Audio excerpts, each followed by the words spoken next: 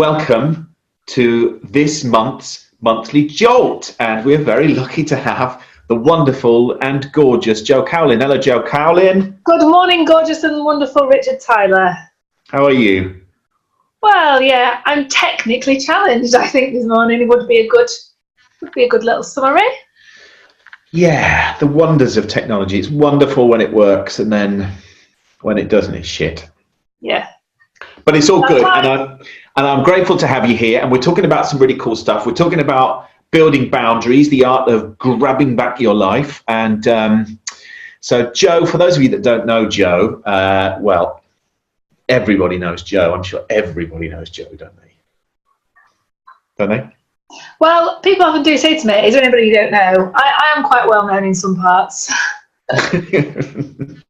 So Jo Cowlin, I've known Jo for a long time now, and Jo does loads of things. She's the most incredible coach and trainer and prodder and poker and provocateur. And I have to say that between us, we know a lot of coaches, right? We know a lot of people that do this stuff. And I'm very protective over my stuff. And I know that with drop of a hat, if I needed Jo to come in and work with clients and run sessions, you'd be the top of my list. So I have a huge amount of trust and kind of excitement for what you do and how you do it. And I know we've talked a lot in the last few weeks about how aligned we are on where we're pointing and some of our messages, and kind of they fuse really neatly. So it seemed obvious to get you on here for this monthly Jolt to talk about building boundaries, right? Yeah. Cool. One of my favorite topics. We love building boundaries. We did a live on it actually a few months ago, this kind of thing about when you end up saying yes too much and not saying no enough. And it's amazing the number of people that do get totally stuck and overwhelmed with a lack of boundaries and lack of ability to put anything in place that just gives them that space and time and a bit of safety, right? Yeah. So are we good to go? Do you want to start? And we're good to go. So So I need to now do something down to like share my screen. You need to share your screen. So I'm going to share. You know exactly how to do it, don't you? Green button, share screen. Hold on. That's Slideshow from beginning. Are we there? Oh, you're a technical genius. It wasn't quite in order and as smooth as it would have done if Kelly was doing it, but I'm not married to a Kelly. I knew I should have married her before you, but anyway, we got there. So it is sometimes. It is, yeah. Got to be in it to win it. So the art of grabbing your life back. Tell us, Jo. So what I'm going to do is I'm going to let you run the show, and I'm going to go on mute just because then we cut out all of the background noise, and I'm going to chip in and chime in if I think I have anything remotely valuable to add. And of course, if you want any insight or input from me, then I'm not going anywhere. No, good. That's good. I don't want to feel like I'm here on my own. So first of all, thank you very much for that very lovely introduction. I was feeling all loved, and it was very, very warm and fluffy, and it's a pleasure to be here, and it is one of my favourite topics. And the reason for that is that it's something, I mean, I think it's a life's work for most of us. You know, we're constantly being challenged by boundaries and having to, you know, review them and audit them and change them and strengthen them. But it's something I have, I guess, been tested in quite extreme measures. It's been a big life lesson for me, something that I found very difficult. So I think, I'm very passionate about it from a very personal place, and that's why I love helping my clients with this, because I think often problems that they come to me with sometimes can be, you know, that they make this complex situation out of something that actually can be solved by just getting their boundaries straight and actually putting them into action. So sometimes what feels very difficult can be, you know, rectified quite easily. So I think we've got around half an hour. Is that correct? That's what I was planning on doing. So if there are any questions, I'm sure your gang know how to put questions there. As we get to the end, I have got a little worksheet or two worksheets for people that if they like what they hear and they think it's something that's going to be useful to them, then they can, of course, go and actually turn that into action, which I know is a big piece of the work that you do. So I've given them a workshop just to give them a framework to do that, because I think it's all very well and good learning this stuff, and then we go, yeah, but now what do I do with it? So I hope that that will act as a guide. So you'll get that at the end, and I'll talk you through how to use it. It's very simple. I like to keep things simple. So talking of simple, there are three things really that I want to talk about, which is, you know, kind of why do we need them? What happens when we've not got them? Then I want to go into the top 3 myths when setting boundaries that I think are the top 3 myths anyway. And there are lots of myths. And that's really the bit that gets in our way and stops us from doing it. And then I created something called the Freedom Framework, because I think when you get good at setting boundaries, or even if you start to put them in, because lots of people don't, it can give you freedom for sure. And that's not just about time and space, as you alluded to. I think it's about, it gives you that freedom to be your most authentic self in the world, and actually, you know, access more joy.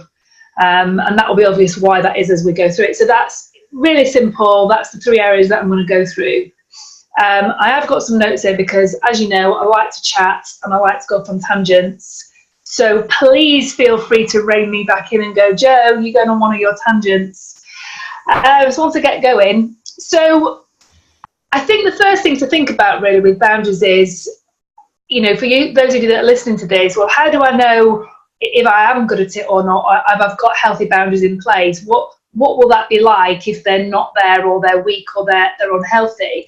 And so I just thought I'd throw up a few things that you may resonate with. And I know these are certainly the indicators to me that when I experience this, and I say to my clients, look, if you're feeling any of these things, or you notice any of these things, this is a really good clue that there could be a boundary issue to sort of be curious about. So the first one is resentment. And that's where, you know, often I know, can speak for myself, when I've agreed to do something, or I've said yes to something, or agreed to do something in a certain way with certain conditions, and then when it actually comes to it, then I start to feel resentful. I recognise actually I wasn't clear with my boundaries. So resentment is a really obvious clue that there's something that we've not taken care of. Sorry that that's gone off the slide, but that says oversubscribed. This is something that I'm seeing more and more, and I'm sure you are, Richard, in the corporate world, where people are just, and I know you spoke about this before, and we have a very similar view. People are, you know, my favourite phrase, which is actually my least favourite phrase, is, sorry, I'm back to back that day. And people have meetings in their diary, you know, literally with no time to go to the toilet, have a drink, have lunch. It's just crazy. You know, they haven't got time to walk to the next meeting room. And so, you know, there's not just that, but there's then the oversubscribe with, you know, I've got 3 kids, I run a business, I've got clients, I've got family, I've got friends, you know, and then we can feel like we're pulled in all directions. And it's sometimes easier to say yes to something in that moment, to get that off our to-do list and off our request list, without really consciously thinking about, do I want to do this? What are my boundaries around this? What are my conditions? And before you know it, that is just that feeling of being totally overwhelmed. Neglecting self-care. I know you talk a lot about this around the sort of the mental hygiene piece. You know, self-care is not all bubble baths and spa days. And I say that a lot because I think for women, they sometimes buy into that. You know, for me, boundaries are absolutely a fundamental piece of self-care. And I think that's the way we need to look at it. It is self-care, whether that's for your mental well-being, you know, having more joy in your life, having more time, whatever. It's, you know, if you recognise that you're neglecting that, you'll probably need to do some work around your boundaries. A lot of people worry about letting people down. And again, when we're saying yes to things, or doing things that don't quite sit with our values, or you know, our belief systems, and it just feels incongruent, it's because we don't want to say no. We're worried about letting people down. We're worried about looking flaky. And, you know, there are people that worry more than others in the world. And if you're experiencing that on a regular basis, that could be another indicator. And you might be feeling all of these, but you might just be feeling one of them. People taking advantage of you. I mean, this is, if you go to the extreme and you think about people, you know, who are bullied or in, you know, abusive relationships, and that happens in the workplace as well as in a domestic setting, of course. You know, this is where there are no boundaries, or there are very weak or very unhealthy boundaries. And, you know, it might not be to that extreme, of course, but actually people, you know, you give them an inch, they take a yard kind of thing. And, you know, again, that's when the resentment starts to build, or you start to just feel, you know, not appreciated or not valued, because people are taking advantage of that generosity. But it's more than that. It's because you're not clear. And, you know, there is a saying, people treat you the way you allow them to. And if we've not got the healthy boundaries in place, then, you know, you are vulnerable to people taking advantage of you. Guilt's a big thing, and I'm going to talk about that in terms of one of the myths. And this links really to letting people down and the self-care piece, because a lot of people, a lot of women in particular, I see, you know, are very good at feeling guilty. And that's that, you know, they tend to operate from a place of sacrifice rather than service to others, because they kind of get into that martyrdom mindset, which, you know, I think is just something that's quite systemic. You know, we're natural caregivers, if you look at it that way, and then we can very easily feel guilty if we're not the ones giving, and that again can lead to unhealthy boundaries. So if you're feeling guilty a lot of the time, that's another sign. Getting annoyed easily. You know, I know when I'm getting annoyed about things, and that links to resentment, it's because I'm actually getting annoyed with myself because I'm thinking, why did I sign up to this in this way with this particular client or with these conditions? And, you know, or get annoyed about people. One of the things that really triggers me is when people are late and they're not on time. But that's maybe because I haven't been explicit or been clear on what my boundaries are. So if you're finding that your temper is a little bit frayed, and that could be another reason. Anxiety, again, links a lot to a lot of what you talk about, Richard. And I think, you know, everybody experiences anxiety on some level. It's very scalable. But I think, and it can be useful, you know, a certain level of anxiety. But if you're feeling, you know, that constant worry and sort of butterflies and, you know, that low level anxiety, it could be because you just, you know, without healthy boundaries, you can just feel very out of control. And that sense of overwhelm comes in again, and that can generate anxiety.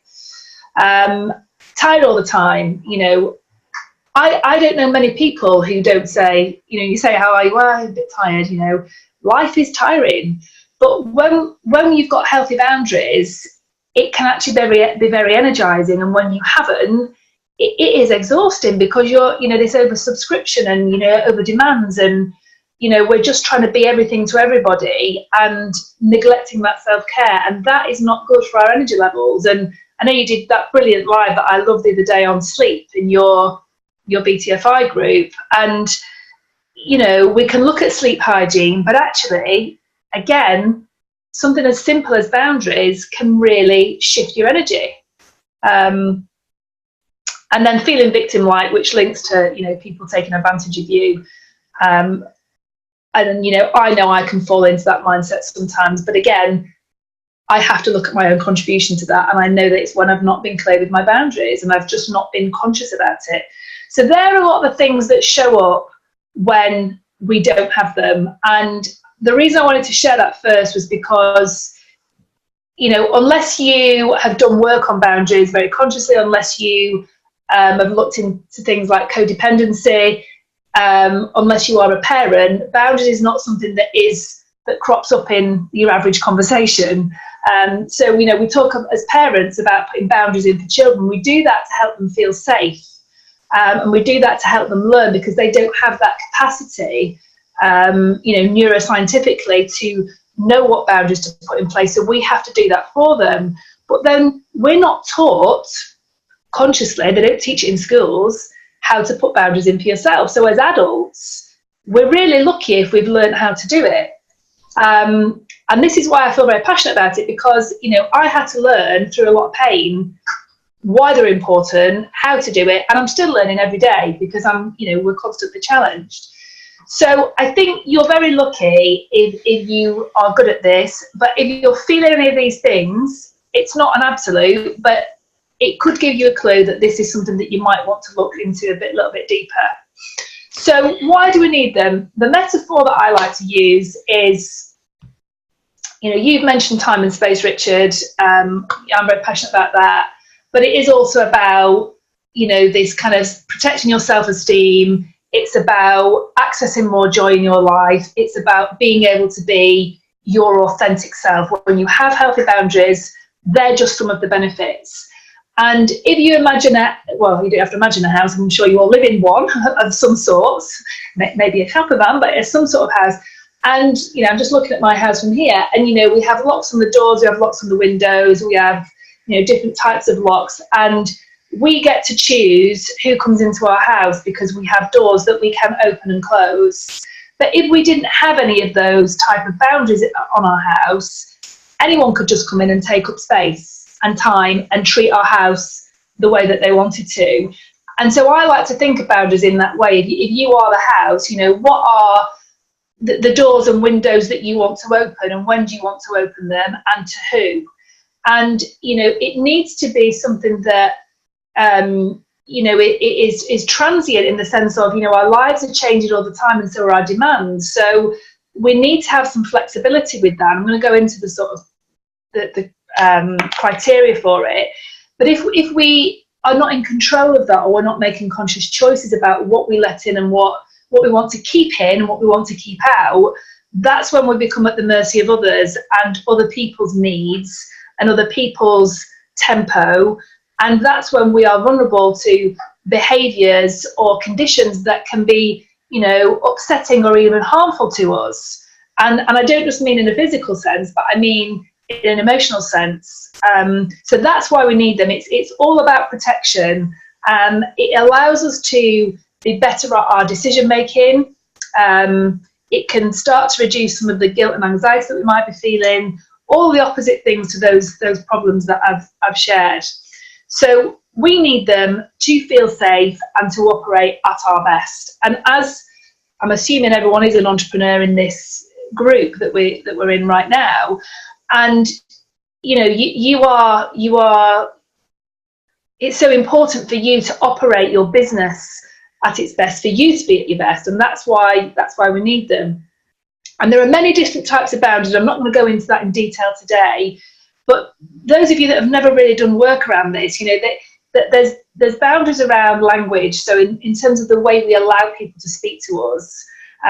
So a really simple one would be, I've got a boundary that I wouldn't stay in a meeting where someone was shouting at me, or raising their voice or using aggressive language. So that's a really simple one, and that's probably one that we're all familiar with, is how do I want to allow people to treat me, because we're all having conversations constantly. But there are also boundaries around geography. What am I prepared to do? So Richard, you travel with your work, you're more than prepared to go stateside. I have some boundaries that work for me because I've got 3 children at home going through various different things, and I have some boundaries that I've set in my mind that sit with where I am in my life right now. When they're older, I'll revisit that. So, geography can be a boundary. Time. I've already talked about that being one that really bugs me, when people are not late, and that's about what that represents, from a respect perspective. I feel I respect other people's time, and I expect that back. So boundaries are not only about protection, they're also about helping people understand what you expect and how you like to be treated, so that you can be your best. And I'm going to talk more about the advantages of that in a second. And, I've made some pretty big decisions in terms of consequences with certain friends because their timekeeping just doesn't sit with my value system, and it doesn't work with my life. I'm very busy, and I'm not sort of some regimented, time police. But actually, if we've made an agreement, I at least expect a call to say things have changed, then I can make a decision from that place. And I just give an example. I've got one friend who always turns up late, and we used to take turns taking the kids to gymnastics on Saturday morning. And what's important to me, so, you know, boundaries should come from a value base. What's important to me is that my children turn up to a club or school in the least stressful state that they can. And for me, that's about arriving with, you know, some time to spare, just to, you know, they don't necessarily know how to ground themselves, but just so that they can arrive. You know, we talk about this in our work, don't we? Just so that you can arrive and just kind of be where you need to be. And she'd turn up late all the time. It was getting later and later and later. And I'd had the conversation with her, and then eventually, on this one particular occasion, I just got my daughter in the car, and even though it was her turn, I just got her in the car and I took her to gymnastics myself, which really offended her. However, when I explained to her why that was, it all became very apparent. It was a great lesson for me because, you know, it is about following through with consequences. I'm going to talk about that in a second. That looks like a sign for a toilet, but it's not. It's about people. So we've got boundaries around people and you know, physical proximity. And that, when I saw that, I didn't do these slides. I got someone to do them for me. That's actually supposed to be money. It looked like a razor to me. But anyway, you know, make of it what you will. But, you know, there's boundaries around money and finances. So all different types of boundaries. There's emotional boundaries, there's, you know, all sorts. But that's just to give you a flavour of boundaries are everywhere in our lives, but we just don't take much notice of it till they're broken. So before I go into freedom, so this is a framework I put together to help you think about how you do it. But before I do, what I wanted to talk about were the three myths that I think are what gets in the way of implementing a system like this. And the first one is that, and I've sort of alluded to this already, is that people think that it's selfish to put boundaries in place. You know, if they're going to say no, which is, you know, a very simple, obvious boundary, they think that that's putting their own needs first. Well, actually, it is, and you can still do that with kindness. That isn't selfish, that's self-care. And so for some people, when you put that boundary in, that will feel difficult for them. And it's really important that you don't take responsibility for that, because in a way, the reason that you need to put, if they're reacting to it, it's probably a good indicator that the boundary needed to be there, because they were the only one benefiting from it not being. So that's important to remember, that, you know, you are as valuable and as worthy as the next person, and it's not selfish, it is self-care. And putting in healthy boundaries is actually one of the most generous things you can do for people, because, as I said before, not only is it protecting you from unhelpful or harmful or upsetting behaviours, what it's actually doing is protecting them from your unhelpful, upsetting, harmful behaviours. Because if you're getting into resentment, or if you're getting annoyed, you know, if the boundary's in place, if you're in a place of autopilot, which often we are, and you're reacting to them, they're going to get the not so good side of you anyway. So think of it like this. If worrying about being selfish is the block for you, remember, one, it's self-care, but two, you are protecting them from your behaviours as much as you are protecting yourself. So it's a win-win, because you don't want to be snappy with people. Repercussions, I've kind of sort of clumped this one together. You know, when we often worry about putting boundaries in, because, and I see this a lot in the corporate world, people think, no, I can't put boundaries in with my line manager, they're more senior to me. Well, actually, yes, you can. And you'll have seen this a lot. And, you know, there is bullying that exists in the workplace. And, you know, I can't believe it still does exist, but it does. And, you know, when we worry about, if we put a boundary in, that we're going to be then confronted with aggression, or that we're not going to be liked. And so there are two of the repercussions that can exist, and that can instill a lot of fear in people. The whole dislike thing, you know, I think a lot of us have been conditioned in childhood. Just check the time, am I going on too much? We're conditioned in childhood, you know, you think about going back to our playground days, and we kind of do things or go along with things or play a game because if we don't, then we won't be included. So I think a lot of us have often picked up that, unconscious need to be liked or included, be part of the tribe. That goes, back to sort of our tribal brain of being included and not being rejected. So I think that can often unconsciously stop us putting in boundaries and saying, no, actually, that doesn't work for me. That's one of my favourite phrases with boundaries. When something isn't working for you, when you want to say no, write that one down. Actually, that doesn't work for me. And you can say that in a very calm, centred, kind way. And it feels more accessible for some people rather than just a no. I think some of the other repercussions that we worry about are, this in carrying, when we're carrying the lion's share, when we're carrying the lion's share for a co-worker or, a business partner or, a friend, whatever it is that you're doing, we can sometimes worry, and I think this keeps us stuck, that if we put a boundary in, well, who's going to pick it up? Who's going to, I'm doing the lion's share, well, if I don't do it, no one will do it. So then we don't put the boundary in, even though we know that we're doing more than actually is fair.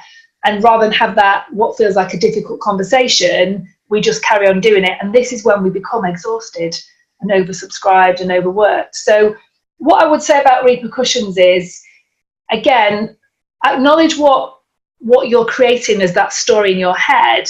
And then remember that actually when you do put healthy boundaries in, you actually do get an increased sense of freedom and autonomy. It's very empowering to put in boundaries, but we can get stuck in this people-pleasing thing of people liking us. But actually, what you'll probably find, and what I found personally, is people respect you more for it.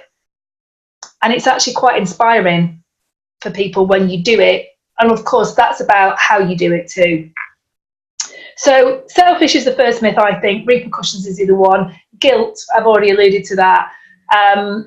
Again, this can be rooted for some people in low self-esteem, can stop them putting boundaries in, putting other people ahead of themselves. I think we do have this social construct where we mix up being in service of others when actually we're in sacrifice to others.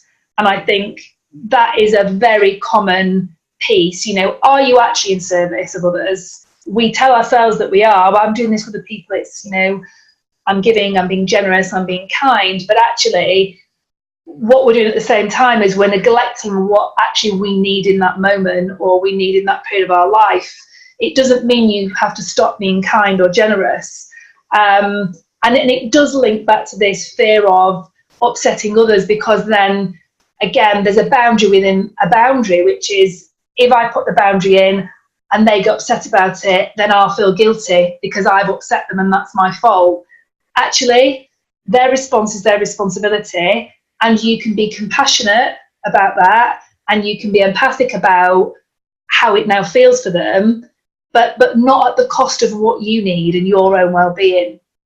So I think for me, they're the three areas that I think can be real blocks for people. So I'm going to take you through my framework. Rich, is there anything that you want to add or ask at this stage before I get into the how? No, I'm loving it. And I think very early on, I was waiting for you to make the connection with values, because it is so aligned with values, isn't it? And yep. That's where they come from. And this isn't just about the practicality of saying no to things and saying yes to things. We have to understand that there's kind of the values barometer is at play. And at some point that kicks in and we hit our threshold if we are not clear with expectations up front. I love I think it's really interesting, the last bit when you talked about the repercussions piece and what we see in a corporate world. And I hear this a lot because a lot of the people that will be watching this will find that they are in situations where they perhaps haven't established boundaries. So people are either very accepting of what they do or make an assumption that this person's always going to do this thing at that time when they say they will. And then suddenly they go, well, now I'm going to start putting boundaries in place and I'm going to be saying no to things. Or I'm going to be saying, actually, that doesn't work for me this time. Yeah. And lots of them are get incredibly anxious and worried about the response that's going to create and what that will generate in that relationship, or what that person will then imply from it, and will there be a total collapse. I've seen that play out loads, to the point where they will choose over and above their their own self-need, and back to they get all the piece about self-care and oversubscribed, will still choose to not establish clean boundaries because they don't want the potential fallout to occur. And it's tough when you've set something up, you've set a habit up for 5, 10, 20 years sometimes, to then suddenly go, actually, I'm changing the goalposts. Yeah. I think that's really hard. So I think it was great to mention that. And I think the connection with values, that we must understand this alignment piece with our core value set that's at play at that time. I mean, there's so many different, I mean, you could practically run a whole day's workshop on this topic. I could anyway, because I could talk about it forever, because there's so many spin-offs to it with the work that we do, because I think you're right, rather than make that choice and have that conversation, it's about how do you get out your comfort zone and do that, and then sit with the discomfort, because you do need to be tenacious. It will take time to just start to shift and start to move the ship in a slightly different direction. But there are lots of really simple tips and tricks you can start with. And again, I'm a big fan of marginal gains, and bit by bit, I know you are, in terms of baby steps. And, I think it's about, at the end of this, if you feel like this resonates with you, is just choosing one area and just going, let me just start to play with this. Yeah. And build your confidence. So I put this together because I think, for me, like I say, I've learned a lot of hard lessons around boundaries on a personal level, professional level, so that's another webinar. But I think for me, it does give you freedom, and it gives you freedom, like I say, to be who you really are, your most authentic self, to have more joy in your life, to live in accordance with your values. So this is just really a checklist, or a nudge, as you would call it, a jolt even, to think about how you do it. See what I did there? So flexibility, I think, nothing needs to be permanent. We don't lock our front door and keep our front door locked and say no one's ever coming in again. We don't leave it wide open and allow people to be in it all the time. We open and shut the door, okay? And we sometimes we shut it for longer than others, and it's the same with our boundaries. For the period I'm in at my life right now, I don't choose to do a lot of global travel. I do it occasionally, but it's not what I choose to do. So I have a boundary around that.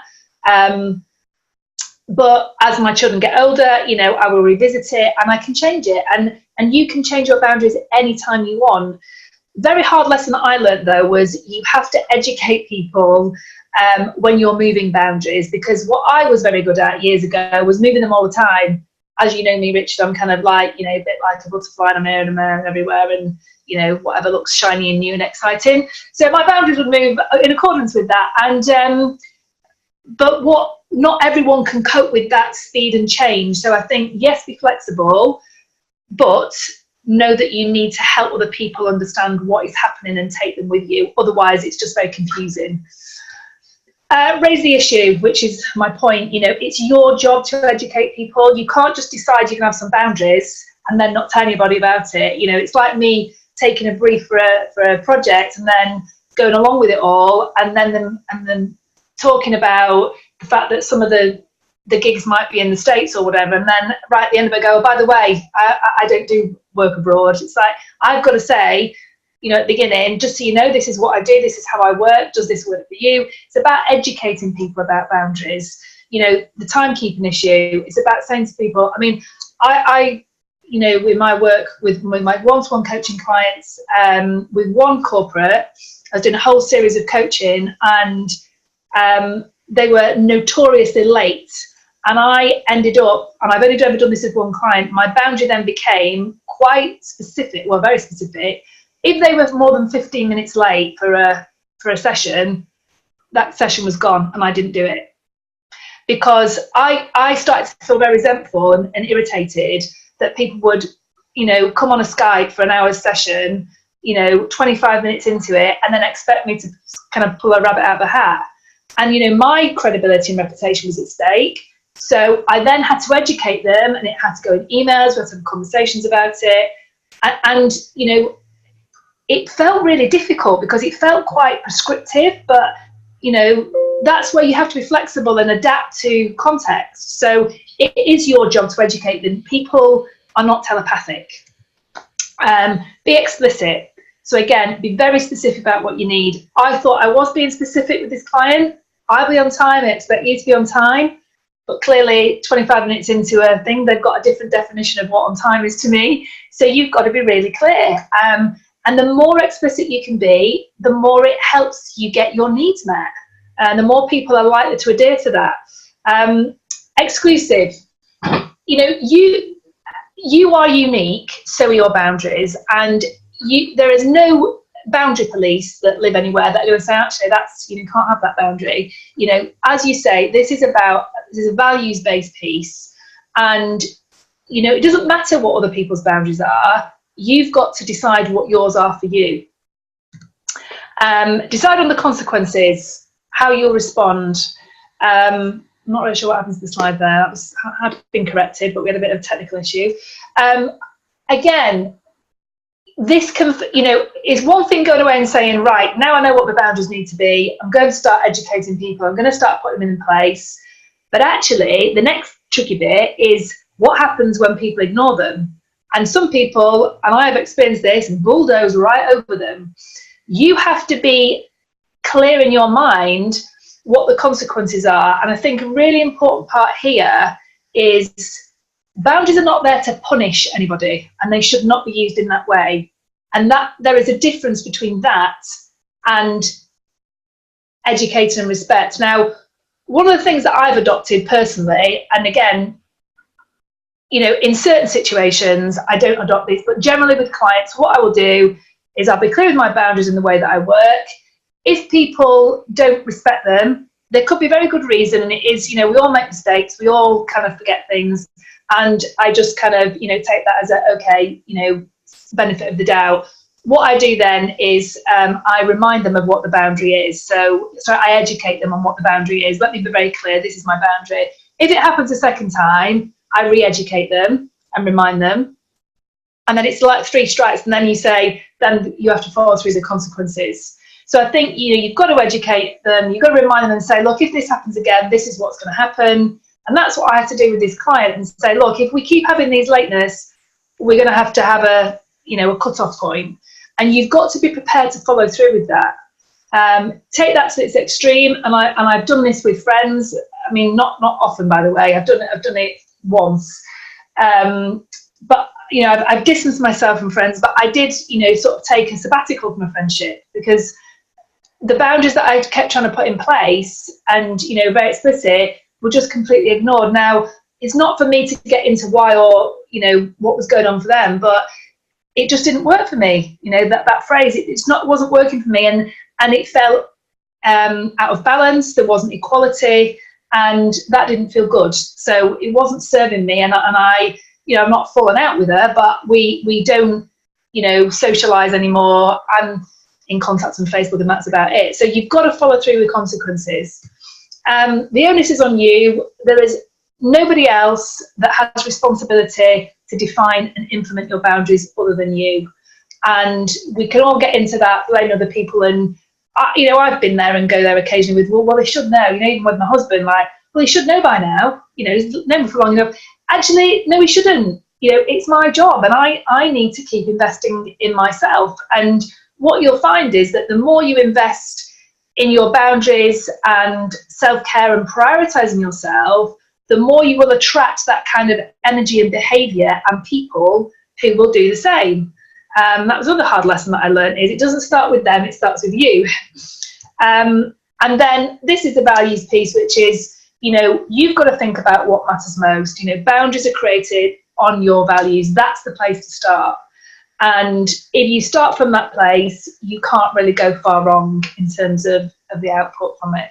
So that is my guidepost, whatever you want to call it, framework, checklist, jolt, that will, I think, take you to a better place. And what I'm going to send to Richard are these 2 worksheets, which will just get you going there thinking, oh God, where do I start?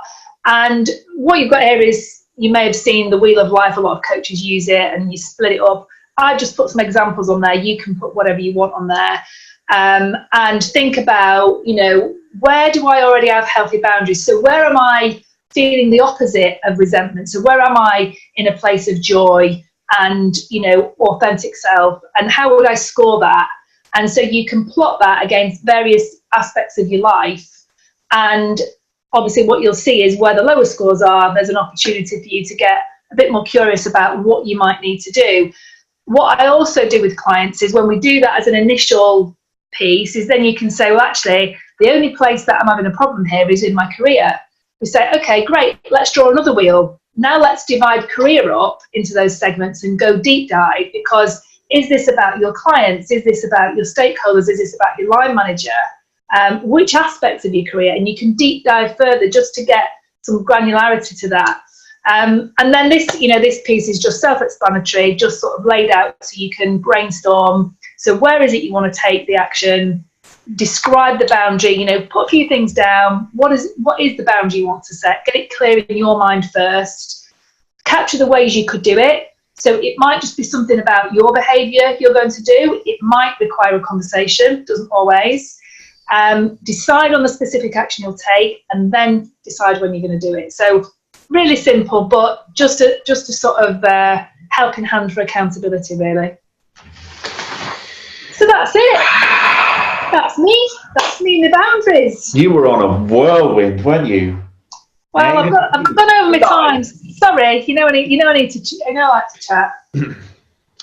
No, I mean, in terms of, you just packed in a ton of great stuff. So thank you for that. Do you want to close the presentation down so you can do? Oh yeah, that's just my details. Oh yeah, let's have those up there so people can get in touch with you, and they can get in touch with you through the group anyway. And you're in the Buy Tribe, so there's tons of ways. And if you can't track her down, you can come and ask us, and we'll signpost where she hangs out most. Share. Let's get you back in all your glory. There we go. Yeah. Big screen version.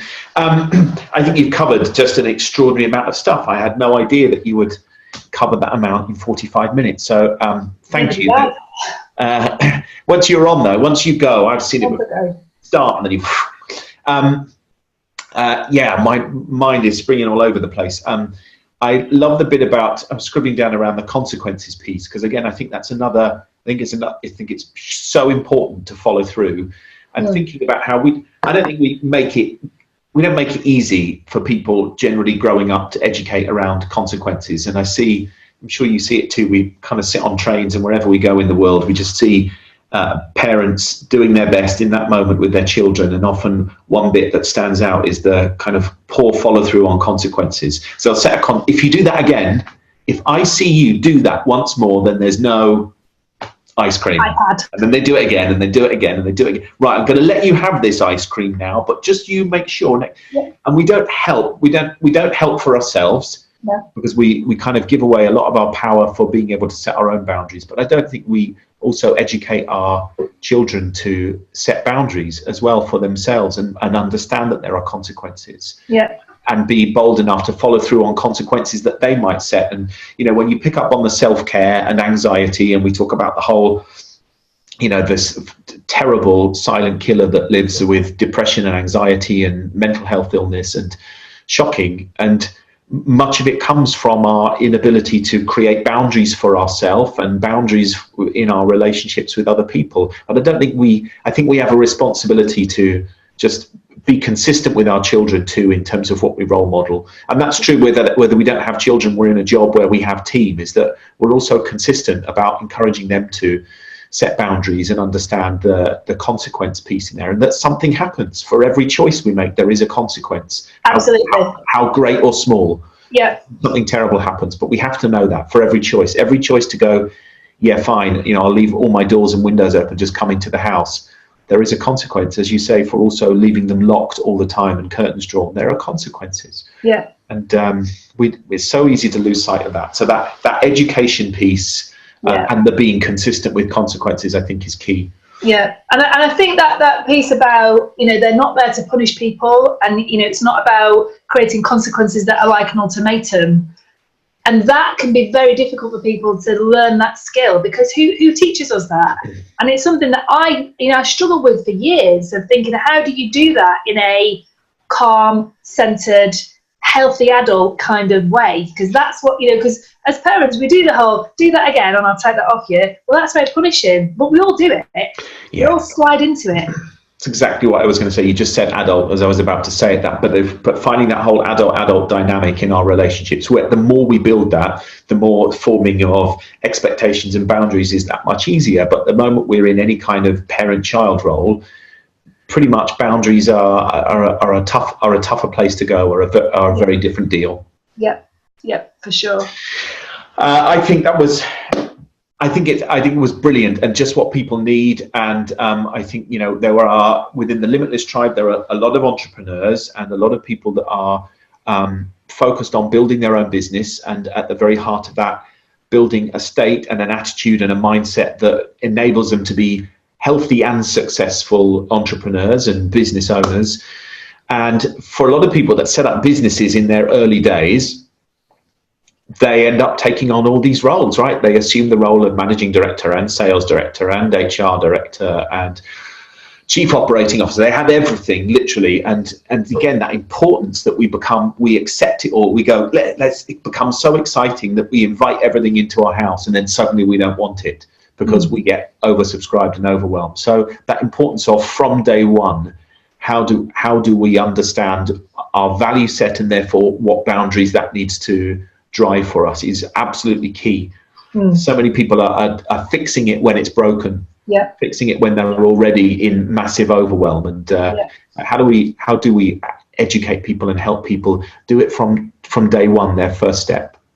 Yeah, absolutely. And I think it is about, how do you help people play it forward? If you don't do this now, this is where it will take you, helping them see that before they get into the real pain.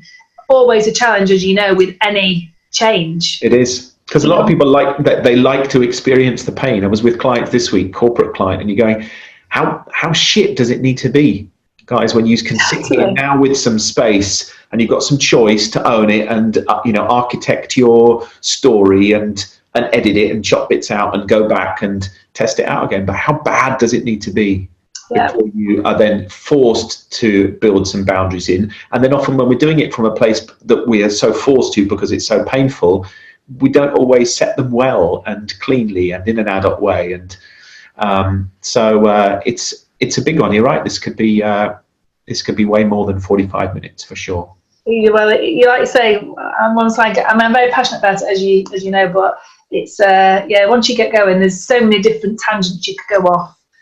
Because it's just central, isn't it, to so many things? That's why. It is. It is, and I've set a boundary with you about how long we'd go, and I've set a boundary with the audience about how long this would be, and I broke it. Completely overshot that. So, Joe, sorry.